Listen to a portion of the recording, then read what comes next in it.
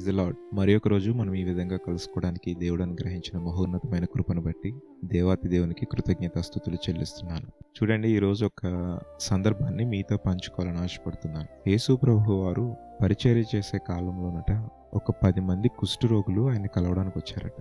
వచ్చి, అయ్యా, మేము ఈ కుష్ఠి వ్యాధితో బాధపడలేకపోతున్నాం, మమ్మల్ని ప్రజలు వెలివేశారు, మా గ్రామం వెలివేసింది, మా కుటుంబ సభ్యులే, మమ్మల్ని కన్నవారు, మమ్మల్ని కట్టుకున్నవారే మమ్మల్ని వెలివేసి మమ్మల్ని నీచంగా చూస్తున్నారు, ఈ కుష్టి వ్యాధితో మేము బాధపడలేకపోతున్నామయ్యా అని యేసు ప్రభు వారి యొద్ద మనవి చేసుకున్నారు. అయితే ప్రభువు వారు అన్నారట, మీరు నా యొద్దకు వచ్చారు కదా, మీరు సంతోషంగా వెళ్ళండి, వెళ్ళి మీరు యాజకునికి కనబరుచుకోండి అనేసి అన్నారట.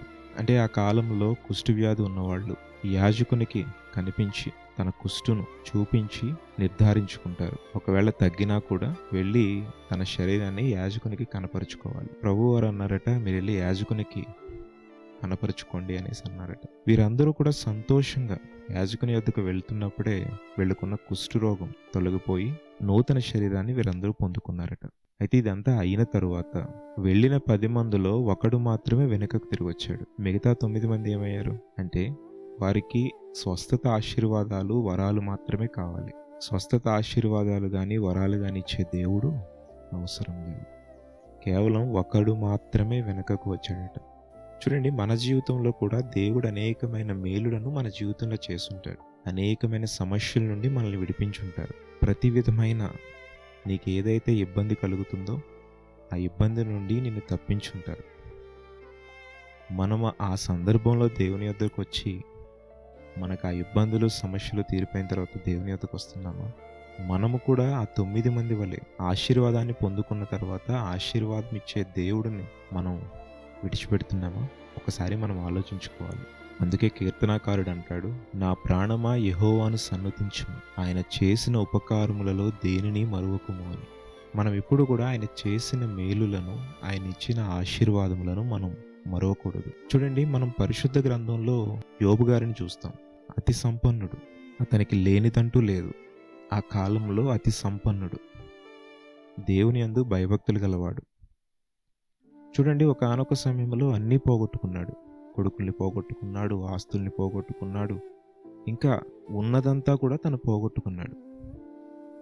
పోగొట్టుకున్న తరువాత అతను దేవుని నిందించాడా? లేదు. దేవుడే ఇచ్చెను, దేవుడే తీసుకుపోయాను అన్నాడు. యోబు అన్నీ పోగొట్టుకున్నా కూడా దేవుణ్ణి వదలలేదు, దేవునికి దగ్గరగా జీవించాడు.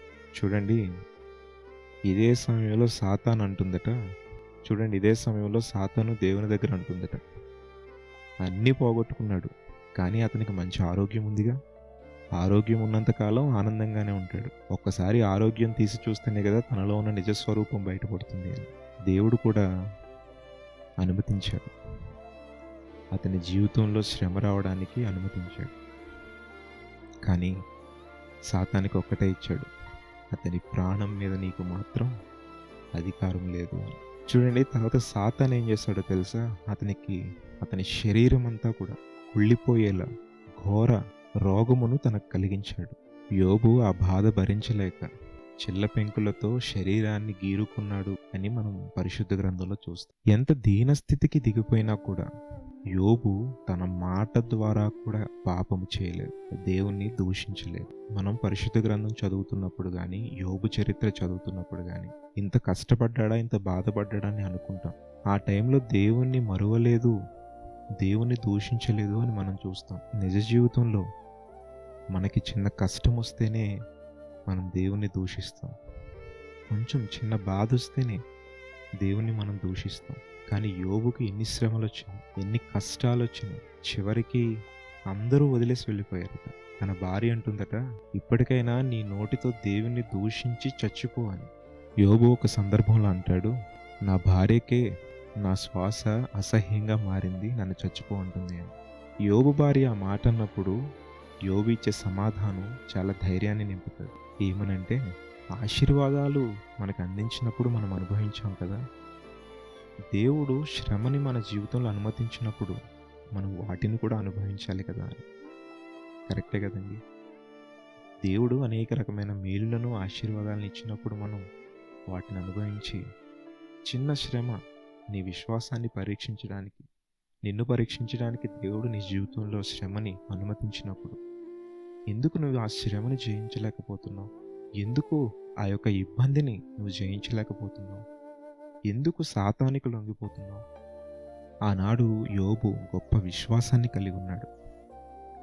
దేవునికి అతి దగ్గరగా అతను జీవించాడు. చూడండి, ఇదంతా అయిన తర్వాత యోబు స్నేహితులు వచ్చారట. స్నేహితులు అన్నవారు వచ్చి ఓదార్చాలి, కానీ వాళ్ళు ఏం మాటలు మాట్లాడుతున్నారో తెలుసా? పరిశుద్ధ గ్రంథంలో మనం చదివితే, నీవు పాపం చేసావు కాబట్టి నీకు ఈ శిక్ష పడింది, ఇప్పటికైనా నీవు చేసిన పాపాలను నీవు ఒప్పుకో, ఇలా నానా రకములుగా మాట్లాడుతూ దూషిస్తూ యోబుని ఇబ్బంది పెట్టారని మనం గ్రంథంలో చూస్తాం. కానీ యోబు ఏం చేశాడో తెలుసా? దేవునికి ప్రార్థన చేశాడు. అయ్యా, నా స్నేహితులను క్షమించండి, వారు తెలిసి తెలియక మాట్లాడుతున్నారు, వారిని క్షమించండి అని ప్రార్థన చేశాడు. దేవుడు యోబు జీవితంలో పెట్టిన పరీక్ష ముగిసింది, ప్రతిఫలం వచ్చింది. యోబు పోగొట్టుకున్న దానికంటే రెట్టింపుగా దేవుడు మరలా తనను ఆశీర్వదించాడు. చూడండి, ఈరోజు కూడా మనం కష్టాలు, ఇబ్బందులు మన జీవితంలో ఉన్నాయని దేవుని దగ్గర ఆశీర్వాదాలు అడిగి ఆశీర్వాదం పొందుకున్న తర్వాత ఆశీర్వాదం ఇచ్చే దేవుణ్ణి మర్చిపోతున్నామా? ఒకసారి ఆలోచించండి.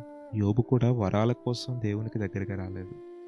వరాలిచ్చే దేవుని కోసం, ఆశీర్వాదాలు ఇచ్చే దేవుని కోసం తన దగ్గరగా జీవించాడు. ఈరోజు మనం కూడా ఆశీర్వాదాలు పొందుకుని వెళ్ళిపోయేవారిగా కాక, ఆశీర్వాదాలు ఇచ్చే దేవునికి అత్యంత సన్నిహితముగా, ఎవరూ విడదీయలేని అనుబంధాన్ని మనం పొందుకునే విధంగా ఉండాలి. ఈరోజు ప్రార్థించి దేవుడు నీకు చేసిన మేలులను బట్టి ఆయన్ని స్తుతించు. ప్రార్థనలో ఏకీభవిద్దామా? మహోన్నతుడును పరిశుద్ధుడైన తండ్రి, నీ ఘనమైన నామమునకు వందనములు, స్తుతులు, స్తోత్రములు దేవా. ఏమిచ్చి నీ రుణము తీర్చుకోగలము తండ్రి? సమస్త మహిమ, ఘనత, ప్రభావములు నీకు మాత్రమే ఆరోపిస్తుంది. అవును తండ్రి, ఆశీర్వాదాలు పొందుకొని నీవు చేసిన మేలులను మరచి మేము ఈ లోకానుసారంగా జీవిస్తున్నాం. మమ్మల్ని మన్నించండి. మరలా అటువంటివి జరగకుండా, అటువంటి జీవితాన్ని మేము జీవించకుండా నీకు దగ్గరగా జీవించే గొప్ప భాగ్యాన్ని మాకు ప్రసాదించండి. ఈరోజు నీవు మా అందరితో మాట్లాడావు తండ్రి. యోబు జీవితం ద్వారా మాకు అనేకమైన ప్రభువా, మేము చేసిన తప్పులను మాకు చూపించావు.